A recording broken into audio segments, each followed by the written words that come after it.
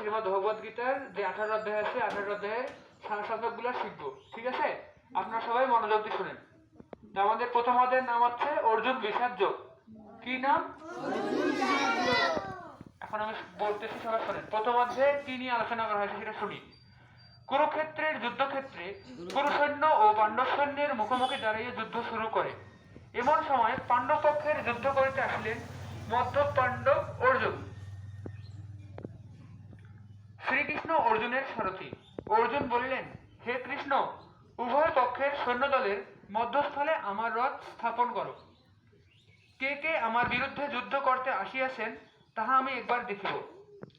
শ্রীকৃষ্ণ উভয় সৈন্যদলের মধ্যে রথ স্থাপন করিয়া বললেন, হে অর্জুন, বিপক্ষীয় সৈন্যদল দেখিয়া লও।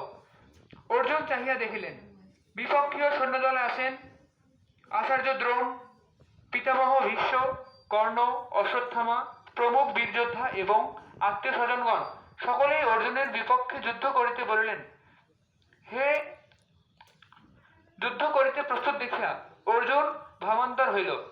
তিনি শ্রীকৃষ্ণকে বলিলেন, হে কৃষ্ণ, গুরুজন ও আত্মীয় স্বজন সকলকে আমার সহিত যুদ্ধ করিবার জন্য প্রস্তুত হইয়াছে। এ যে রক্তক্ষয়ী যুদ্ধ, এই যুদ্ধে গুরুজন দিগকে বধ করিতে হইবে, আত্মীয় স্বজনকে বিনাশ করিতে হইবে।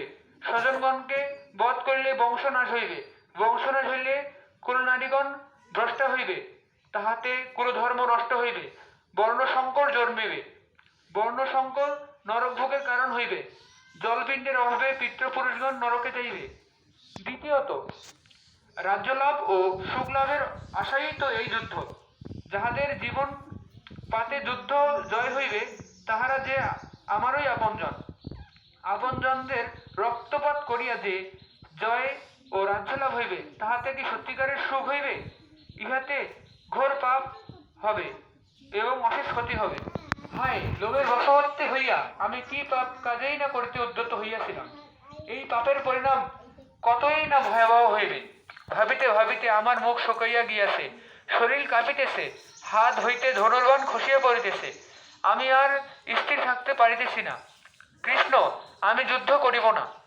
এই কথা বলিয়া অর্জুন ধনুর্বাণ ত্যাগ করিয়া বিষণ্ণ বদনে রথের উপর বসিয়া পড়িলেন।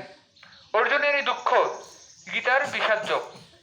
ইহাতে গীতার আরম্ভ। পরবর্তী অধ্যায়ে আমরা দেখব যে শ্রীকৃষ্ণ কর্ম, জ্ঞান, ভক্তির উপদেশ দ্বারা অর্জুনের বিষাদ দূর করিলেন। অর্জুন প্রবৃদ্ধ হইলেন।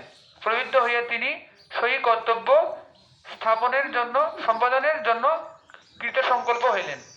ইতি অর্জুন বিষাদযোগ নামক প্রথম অধ্যায়। তার মানে প্রথম অধ্যায়ে আমরা অর্জুনের বিষাদটা দেখতে পারতেছি। দুই পক্ষের সেনাদেরকে দেখে তার মনটা হয়ে গেছে খারাপ। ঠিক আছে, তার শরীর কাঁপতেছে, আর যুদ্ধ করার ইচ্ছা হচ্ছে না।